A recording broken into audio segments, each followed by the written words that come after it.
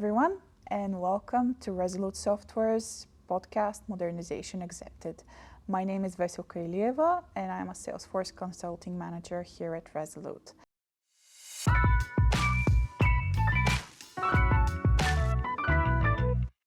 With me today, I have Yana Vasileva, who is our Principal UX UI Designer. Hi, Yana. Hi, Vesi. Thanks for having me. Thank you for accepting this invite. So today's topic is digital accessibility, and we're going to explore some very interesting topics. So Yana, as our expert today, I would like to ask you, what is digital accessibility? You know, people usually don't have a difficulty understanding what accessibility means in the physical world, but in real life, they experience digital accessibility every day without even noticing it. Digital accessibility is about making websites, tools, applications, and technologies accessible for a wider range of people. For example, when you use closed captions on video, so when you use voice assistant, when you cannot use your hands while driving. These are accessibility features that allow you to have a quality user experience. Let's not forget that there are different types of disabilities that people experience as well. Yeah, when we talk about accessibility, it's not just about the permanent disabilities that people may have. For example, if you have a permanent problem with using one of your arm, it's equal for the digital experience if you are temporarily occupied, if you are using your mobile phone, for example, with one hand, walking the dog with the other. So, yeah. Absolutely. And let's not forget that as any business should, they should try to improve the UX for all of their customers or users or whatever the case may be. So when it comes to businesses, why is digital accessibility important for businesses all over the globe? Well, as you pointed out, when you implement accessible design and develop accessible products, you improve the user experience for everybody. So this means quality experience for all. And this should mean that you expand your market reach. So you can offer your services or your tools to a wider range of people. If you take some statistics, there are about 16% of the global population that live with permanent disability. This is about 1.3 billion people. And then you have, every day, there are people that are using digital products in different situations and environments that cause them to be situationally disabled, let's say.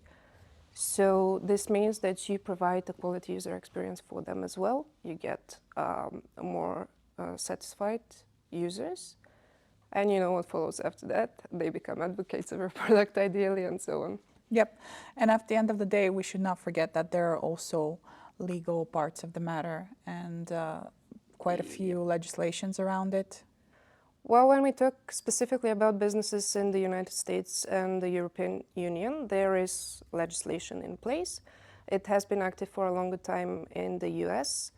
They have the so-called Americans with Disabilities Act, which also includes digital accessibility for people who are disabled. This means that the businesses that provide services in the public sector in the US should make their websites or tools accessible for people who have, for example, problems with their vision, or they cannot navigate with a mouse and a keyboard and so on. The other important legislation for the European Union is the European Accessibility Act, which is relatively new, and it will have to be implemented before July next year. Yeah, 2025, Yep. So pretty close. So what are the biggest challenges that businesses may have when it comes to implementing accessibility practices within their products or websites? In my personal experience, the biggest challenge is to have the accessibility planned in the beginning of a development project or a design project.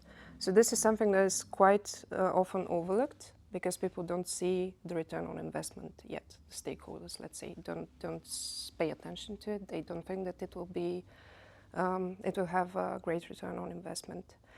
So the biggest challenge is when you have a product which is already live and it's not accessible, to go back and make it accessible.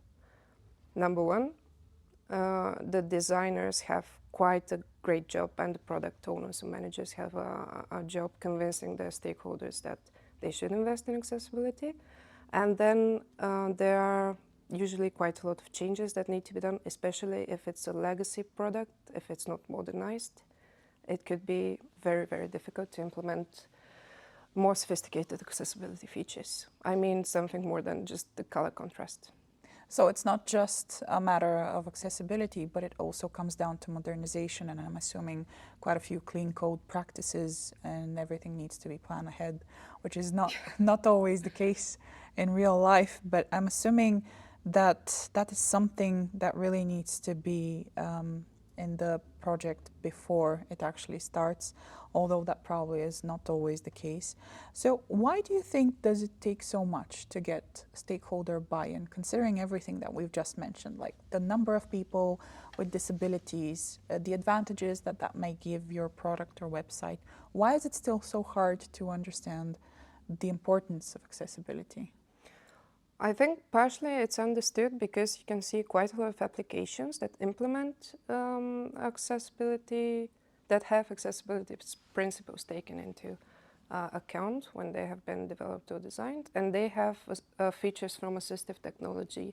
Like for instance, you have, when you see any social media, when you're watching a video, you have something like closed captions, which is an assistive technology.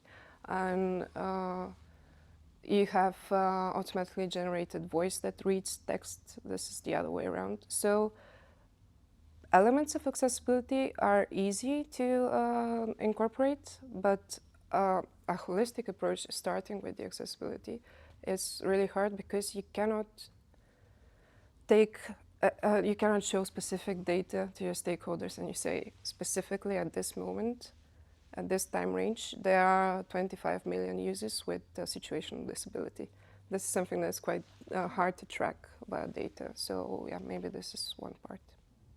Understand. So what are the consequences for businesses that do not implement accessibility features within their websites or products? Well, there could be legal consequences, of course. There are some quite notorious cases with large companies that have been that have settled in court for large sums of money because of simple things like not including out text in their images or not providing closed captions on videos, things that would have cost them relatively less to implement. But it's not only about the big businesses. Lately, there has been a surge in lawsuits for accessibility, especially in the US, and more than 70%, 77% of them have been against smaller businesses that have revenue of under $25 million.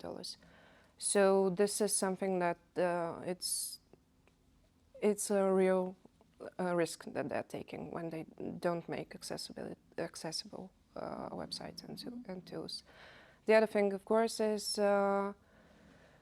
about your brand image.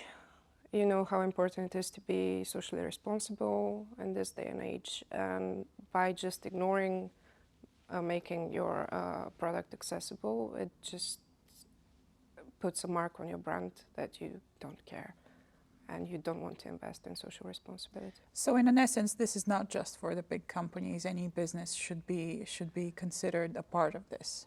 Yep, especially if you are involved in providing services to the public sector, and especially about healthcare, education, transport, and banking, important services like this that everybody needs to be able to take advantage of. So again, going back to stakeholder buy-in, I'm assuming that it's going to be cheaper to implement accessibility features rather than having to go to court. It's up to them, but yeah, it should be. Yeah, that seems very important. And I do think that the bigger companies can actually afford to go to court and pay out of pocket such large amounts of money. But yet again, if you don't really want to put your business at risk, we really need to consider the fact that you need to ensure that your website or your product does have accessibility features on. Yep, and in addition, the more complicated you make the user experience, the less satisfied your users become, and it's easy to find a substitute for almost any product these days. So yeah, it's a risk of losing your audience. After all, it is a very competitive world, and you shouldn't really rely on any type of, let's say, old practices when it comes to products and services. Yeah.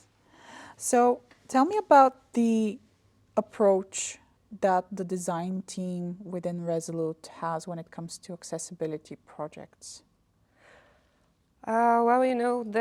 Recently there have been quite a lot of automatic widgets and tools that check for accessibility or introduce accessibility improvements to your website. But at Resolute, we believe that the humans are the most important part, and it's actually at the basis of the whole web content accessibility guidelines that people are in the basis. So what we do is we use tools to make an assessment of a website or any software that we have, but we take the human consideration as our main point in the assessment. This means that we would go and test an application or a website with the tools that we have available, but we also put in common sense when we do the reports. Basically, this means that we don't look at just the numbers. We look at the user experience in the context of the product, and we assess this. And it's actually, I've been very happy to have this service introduced in the portfolio at Resolute. This is a new initiative that we have. And in contrast to other stakeholders, our stakeholders were quite welcoming for this initiative. Yeah, and let's not forget that one of the services that we do provide is an assessment for web accessibility, which is, I think, a very important part of our work. And if anyone from our listeners or viewers is interested, the service link will be in the description below. So I'm kind of interested to also understand, you say human first, but what happens if there is a clash between the tech teams, the designers, developers? How do you handle that? What comes first? Always the interest of the user. If you see, you should advocate for accessibility furiously sometimes, because sometimes teams prioritize making it easier and making it fast, but they don't deliver quality. It's a basic principle. So yeah, what we do is actually we are lucky to have people in the development teams that have been working on accessibility projects previously, and they understand the value of accessible design and accessible products, and they also advocate for it, which is a rare situation. These are normally the front-end developers. They deal with implementing accessibility features. So yeah, it has been quite easy. So in essence, it's not just the business stakeholders, but it's also other teams that need to be on board with the accessibility topic, apparently. Of course, yeah. And it's something that you can upgrade your skills as a full stack or front-end developer by learning about accessibility, because when you create code for an accessible product, it's usually quite clean and structured, and you incorporate a lot of best practices in there. So in a way, it teaches you how to be a better front-end developer. Yeah, like we said in the beginning, it's not just a matter of social responsibility, but there's also the technological aspects of accessibility. So tell me, what do you think are the newest trends or anything that you found interesting that changed with the development of AI within accessibility? Did it change drastically over the last couple of years? Well, what happened is this phenomenon that we see with the widgets that are used to improve the accessibility of the website. This basically means that you have an overlay or an add-on in the same way that you have, for instance, onboarding overlays on products and websites. This, unfortunately, is a quick fix that doesn't work for people, especially for those with permanent disabilities. So yeah, and it's resulted in the surge of lawsuits in the States. So it's very important to not just do it the quick fix, but really put your mind into it. Yeah, just have in mind when you should have a holistic approach to developing your product. So if you don't start with responsiveness, with accessibility, with design best practices in mind, you are probably not going to have a super product at the end. So yeah. So yeah, those widgets can actually help you analyze, but I'm assuming it's not just that. There's really more to it when you build a strategy when it comes to accessibility. So you cannot just rely on any widget to tell you exactly what you need to do. You really need to put humans first, which sometimes would mean the designers first. The user, always the user. Yeah, the widgets can be used both to analyze and to modify the way that the website looks. But normally it is optimized just by the book and not actually tested by the groups of people that could use it. So this means that, okay, I will be providing a feature that will give me a high color contrast, can give me a change of font size if I need to see smaller or larger font. But it's just according to technical specification. It's often not tested and just put there so that the company can say, yes, we have provided accessibility features, but it's kind of you have and you have not at the same time. So talking about accessibility again, how long would that take? Because from what I understand, it's a complex process that might take a lot of time and a huge investment. What do you think about that? Is that really the case? It really depends on the complexity of the product and how old the code is. For a new product, when you start at the beginning, when you design with accessibility in mind, you do it firstly, it's about the visual part, mostly. Could be about the audio part as well. But when you have agreed with the developers that this should be accessible and this should be navigable in this way, and there will be such and such alt text and so on, it's not a very large effort on the development process. It's just part of coding the front end and of making the design. Usually designers check their color contrast, they check the size of the fonts, they do what is required on the visual end. When they do interactions, they also implement the best practices for accessible design in there. Also, if they have any video or audio content to design, they implement it already in the prototype, how it should look, how it should behave, and so on. So it's not brain surgery. Understood. So it sometimes, of course, depending on the application, if it's not a legacy one, it could be a matter of not such a big investment when it comes to accessibility. It should not be a big investment if you have an experienced developer and designer. Understood. Well, Yana, thank you so much for this insightful conversation. Thank you too. And thank you everyone for joining us today.